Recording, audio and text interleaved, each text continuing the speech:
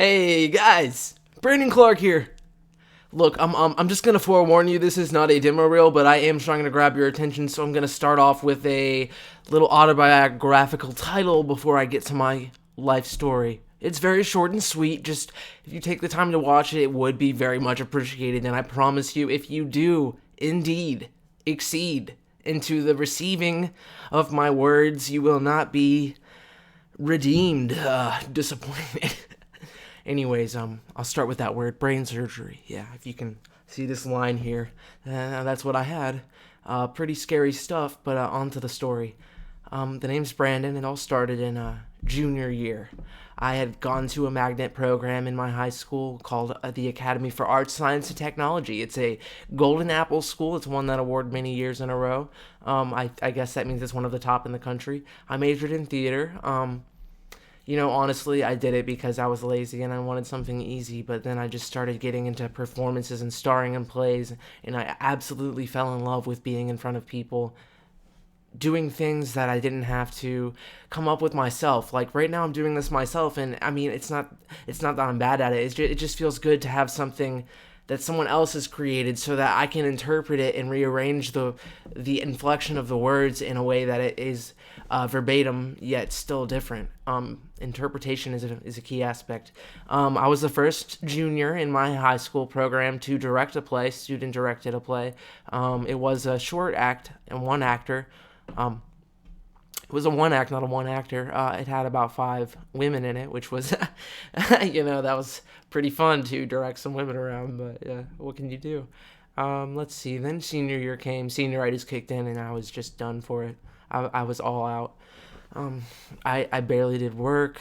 I started in a few plays, minored in a few roles, and then one day I just totally passed out, and that's where the brain surgery comes in. This is the part you need to pay attention to because it is intense. Okay, so I passed out in school one day after whispering the strangest poem to this girl I had a crush on in my class. It was like a poem that gave away my soul. It was so odd, and I don't know. I don't remember wanting to do it. It just happened, and then I passed out. My eyes could move. I could look around, but I couldn't move my body at all.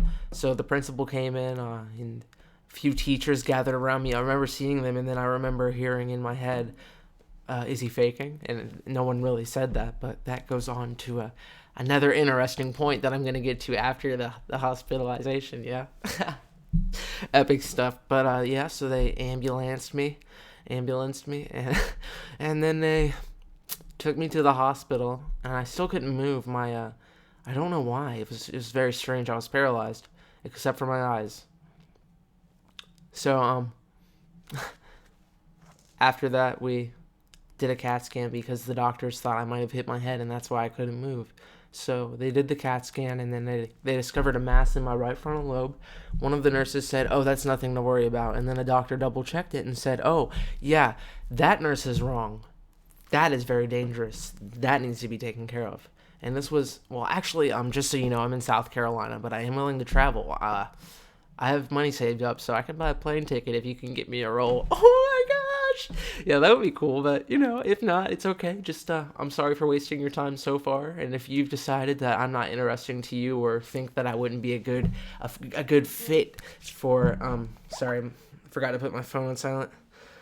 If you think I wouldn't be a good fit, then,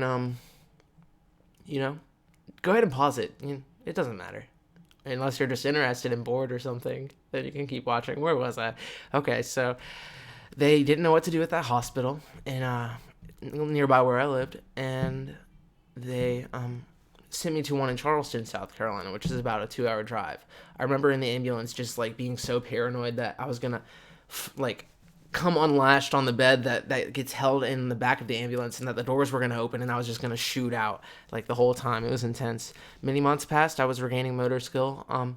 And then they came to a conclusion that I needed brain surgery. So what I actually had was an arterial venous malformation, which is AVM for short, in my right frontal lobe. Yeah. And they had to extract it.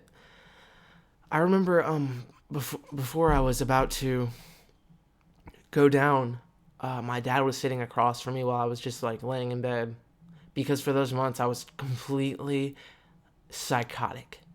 It took me like an hour and a half to eat a small hospital meal. But I remember my dad was sitting across from me, and I was like, in my head, I was like, you gotta tell him you love him. You just gotta tell him. And I just didn't do it.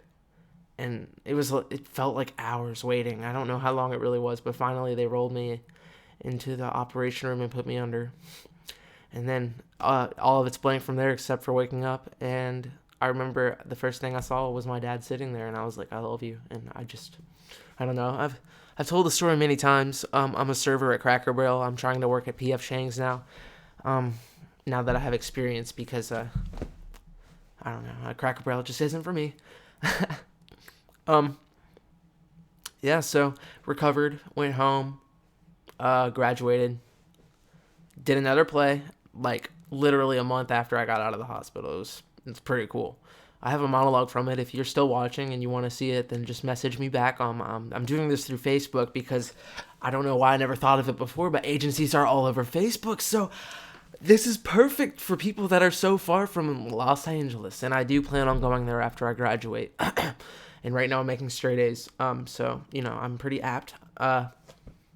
Where was I? I'm sorry, I get sidetracked easily. I do talk a lot. This isn't like a drug I'm on, I promise you. This is really me. Where was I? Yeah, recovered fine, did a play, graduated, and then the summer came. Yeah.